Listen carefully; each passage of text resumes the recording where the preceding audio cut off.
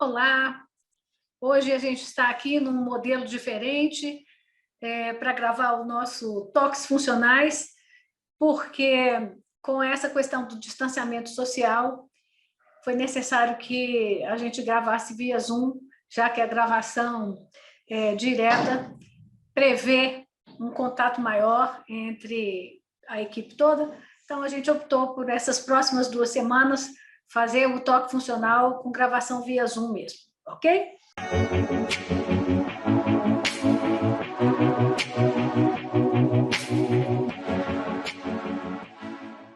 E hoje a gente está aqui conversando sobre o impacto biopsicossocial da estética facial em crianças e adolescentes e a possibilidade de intervenções precoces, ok? Esse é um tema que me é muito caro, porque o que a gente precisa sempre é entender que o ser humano é completo. A gente não pode compartimentalizar, né? E quando a gente conversa sobre uma odontologia além do dente, a gente também tem que entender a repercussão de tudo que a gente faz no sistema estomatognático no comportamento biopsicossocial do nosso paciente, né? Então, essa é a conversa que a gente vai ter hoje. A gente precisa lembrar do seguinte, veja bem, a prevalência de maloclusões na população de 10 a 14 anos no Brasil é de em torno de 53,2%, segundo esse artigo aí. Mas isso varia. Então, tem alguns artigos que falam numa prevalência até de 60%, ok? Então, às vezes até mais, dependendo da sensibilidade do examinador para perceber e dos critérios usados, né, para avaliar maloclusões. Então, se usou o DAI, se não usou, enfim, os critérios usados vão variar esses números, mas eles são sempre acima de 60, tá? O que é muito, né? Então, a prevalência de maloclusão no Brasil é muito grande. Os fatores de risco para a maloclusão, eles são 31% congênitos e 69% eles são adquiridos funcionalmente. Então, esse é mais um conceito que a gente não pode esquecer, tá? Não quer dizer que os que são congênitos não sejam tratáveis, eles são e devem ser, mas o que a gente precisa entender é que promover um ambiente adequado. Quando eu digo ambiente adequado, eu estou dizendo estimular as funções adequadamente. Então, promover um ambiente adequado para o desenvolvimento diminui muito a prevalência de problemas de maloclusão. Então, a ortopedia funcional dos maxilares, ela se baseia muito nisso, nessa promoção de saúde. A gente não pode esquecer disso. Tá? Todo mundo acha que a ortopedia funcional dos maxilares é aparelho removível. Pelo amor de Deus, eu acho que depois de vários toques funcionais, todo mundo já consegue entender que é muito mais do que isso, né? As maloclusões têm um alto impacto na qualidade de vida dos adolescentes. Isso é algo que tem vários trabalhos mostrando, eu não preciso ficar enumerando, citei um aqui, mas tem vários, ok?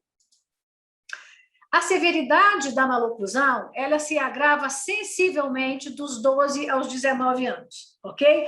Porque antes dos 12, muita coisa é tratável de forma mais tranquila, porque muita coisa, às vezes, é posicional, a gente ainda está com um amadurecimento do sistema, né? E a partir do momento que a gente aguarda demais, as intervenções ficam mais complexas e as maloclusões ficam mais complexas. Então, é importante a gente fazer essa abordagem quanto mais cedo, melhor, né? O impacto biopsicossocial das maloclusões é extremamente relevante dos 12 aos 17 anos. Não sou eu que estou falando, gente. Toda vez que nós estamos conversando aqui nos toques funcionais, a gente está discutindo questões que estão na literatura, né? Então, isso é muito importante, né? Não sou eu que estou falando, a literatura é farta, eu estou citando aqui alguns pontos, tá? Esse trabalho que foi publicado na Livraria Sextante, ele fala o seguinte, que a simetria facial é um dos mais relevantes pontos na avaliação subjetiva de beleza, junto com o padrão corporal e o cabelo. Então, esse livro dele, que chama Dá Trabalho Ser Feliz, ele avaliou essa visão, principalmente dos adolescentes, a respeito do que é ser belo, né? E a simetria do rosto foi considerada algo extremamente importante pelos adolescentes que foram avaliados, tá? Esse outro trabalho, que é a influência do padrão estético na autoimagem corporal de adolescentes do gênero feminino. Ele mostrou o seguinte, sabe-se que as mudanças corporais trazem distorções na autoimagem e que cada época tem seus padrões de beleza, mas talvez eles nunca tenham sido tão rígidos quanto agora, promovendo enorme distância entre o corpo idealizado e o corpo vivido, empobrecendo os adolescentes psiquicamente.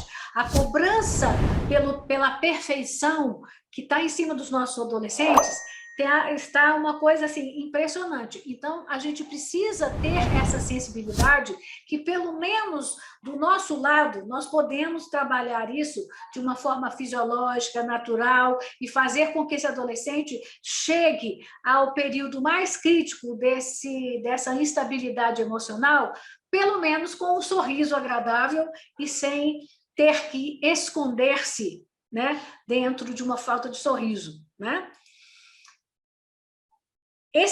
Esse trabalho ele fez algumas enquetes, né? E aí alguns adolescentes falaram os depoimentos e eu listei uns aqui.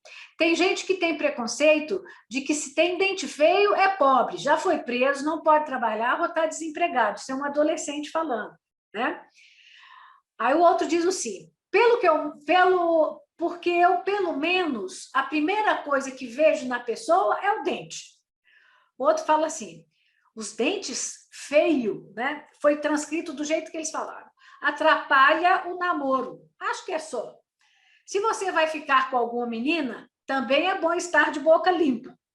O outro fala, porque tem gente que se a pessoa tiver dente feio, vão achar que a pessoa não tem potencial para nada. E às vezes é o contrário. Às vezes a pessoa tem o dente lindo e é a que não tem potencial nenhum. Ou seja, faz uma correlação com a aceitação social, né, da pessoa pelo sorriso. E, às vezes, a pessoa tem um bom potencial, mas tem um sorriso feio e não é valorizada. Estou colocando isso só para motivar vocês a entender do que a gente está falando, né? Então, posto isso, eu acho que fica claro que é extremamente relevante que se busque o mais precocemente possível estabelecer uma condição de saúde bucal que diminua na adolescência os problemas com a autoimagem, tá? E dentro desse conceito de saúde bucal, é óbvio que está implícito o estabelecimento de uma boa oclusão, né? E as crianças? Há impacto psicológico, né, das alterações da oclusão nas crianças? Há impacto psicológico? Existem vários trabalhos mostrando que uma criança de 5 anos já é capaz de perceber alterações na sua estética, e isso ter uma influência no seu bem-estar psicossocial. No nosso livro que foi publicado, o livro do CIOSP, que foi publicado, de Ortopedia Funcional dos Maxilares, o professor Saul Paiva, grande odontopediatra, e o Matheus Perazzo, eles escreveram o primeiro capítulo do nosso livro. E eles descrevem extremamente bem essa relevância da intervenção precoce, mostrando que a criança, muito cedo, ela já se incomoda com as alterações de estética que podem acontecer no sorriso. Vale a pena ler o capítulo deles e os trabalhos deles que estão publicados também no PubMed, tá? Que recursos terapêuticos a odontologia oferece para essa intervenção precoce? Esperar é sempre um erro. A ortopedia funcional dos maxilares, ela oferece recursos terapêuticos desde que o primeiro probleminha for detectado, ok? Ela pode oferecer arsenal terapêutico e, principalmente, um arsenal intervencionista de promoção de saúde. Isso é fundamental. Agir nos níveis mais nobres de prevenção é fundamental. E permitir que essa criança tenha não só uma saúde oral, mas uma saúde psíquica melhor, porque ela vai ter uma autoimagem melhor, ok? Por que eu preciso esperar uma criança com uma situação dessa, depois se tornar um adulto com essa situação? Imaginem a quantidade de bullying que uma criança dessa sofreu ao longo da vida, até se tornar um adulto que agora vai fazer um tratamento, se submeter a uma cirurgia ortognática e passou a vida inteira se achando feio, não gostando de olhar no espelho e tendo dificuldades de relacionamentos interpessoais. Eu não posso condenar as nossas crianças a esse tipo de problema. Uma mordida profunda gigantesca dessa, onde a pessoa não consegue nem movimentar a boca, eu vou esperar que isso se torne uma situação mais complexa numa boca adulta, né?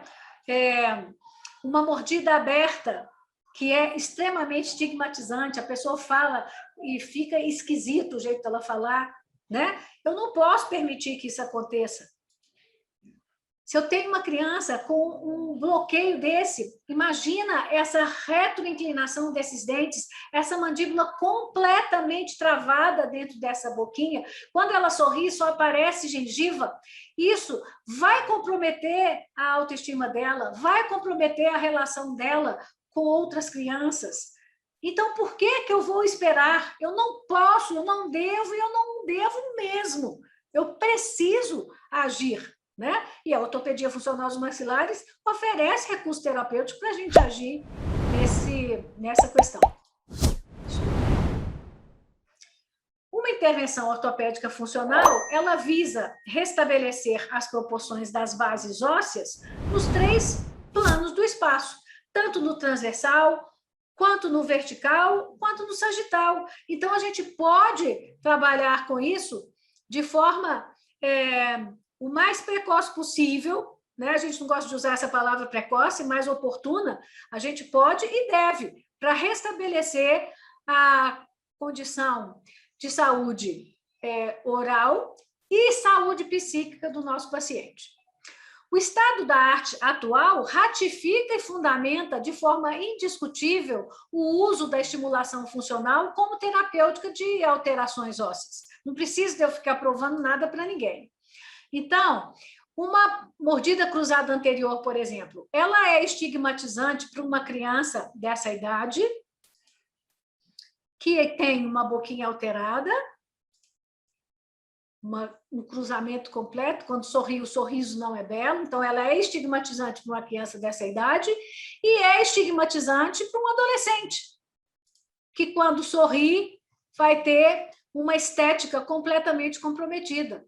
Então, eu preciso atuar assim que eu detectar. Esse menino não chegou para mim no momento oportuno, ok, vou tratar agora, mas aquele outro chegou, é imediatamente que eu tenho que tratar. Eu não preciso esperar e não devo, em hipótese alguma, né? Vamos ver um caso que apresentava um sério distúrbio de comportamento.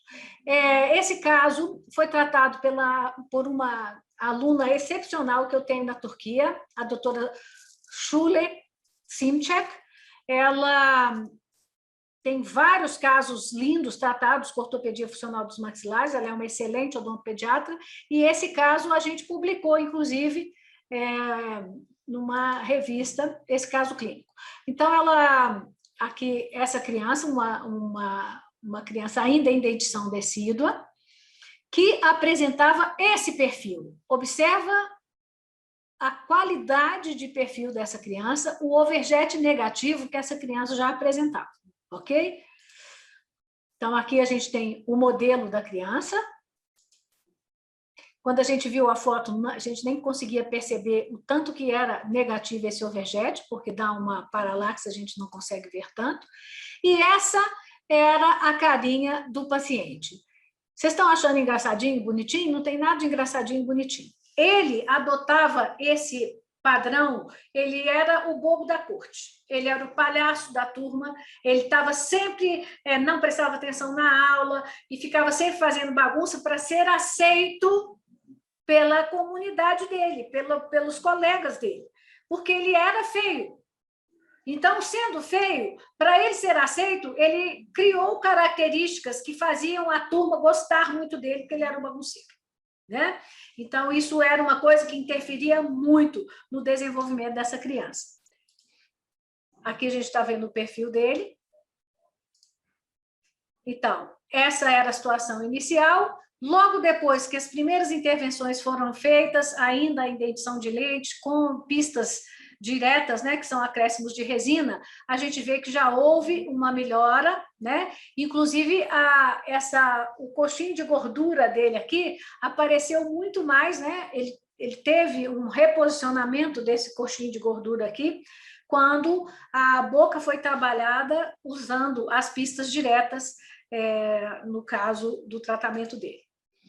Ele está em tratamento com ortopedia funcional dos maxilares nessas fotos que eu vou mostrar, obviamente hoje não, isso terminou em 2017, mas quando o trabalho foi publicado, ele ainda estava em tratamento, mas em tratamento ele chegou à pré-adolescência com essa situação. Então, observem que os 4 incisivos já se relacionam de forma perfeita e o molar permanente também já está lá de uma situação bastante favorável, né? Essa é a relação que ele apresentava nessa fase, quando a gente publicou o trabalho, né? Então, veja a recuperação desse perfil, né? Se a gente comparar, olha, aqui o inicial, olha o tamanho do overjet negativo que ele apresentava. Quem está me ouvindo, que não é da área, overjet negativo é quando ele tem um queixo para frente, tá? E overjet positivo é quando tem assim. No caso, era overjet negativo. Então, aqui, no primeiro momento, com as pistas, e depois do tratamento com aparelhos e tudo, a recuperação do perfil desse paciente, né?